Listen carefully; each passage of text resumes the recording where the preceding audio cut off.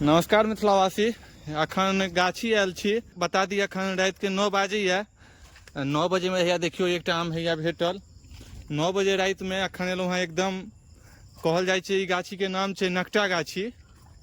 तो हम एलहुँ हैं आम बिछऽ के लेल, लेकिन लागि रहल अछि कि हमरा से पहले बड़का बड़का आम के बीछ के भागि गेल अछि आ एकोटा आम भेट नहीं रहल अछि।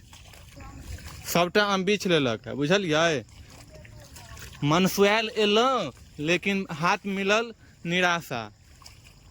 के एहन महानुभाव छलथि है जे कि आम बीछ के चलि गेलथि, हमरा कोई पता नहीं चलि रहल अछि।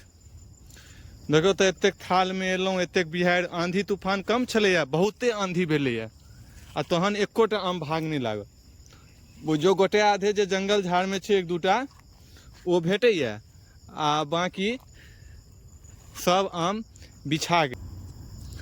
तो एकरे कहल जाइ छै दिल के अरमा आंसुओं में बह गए।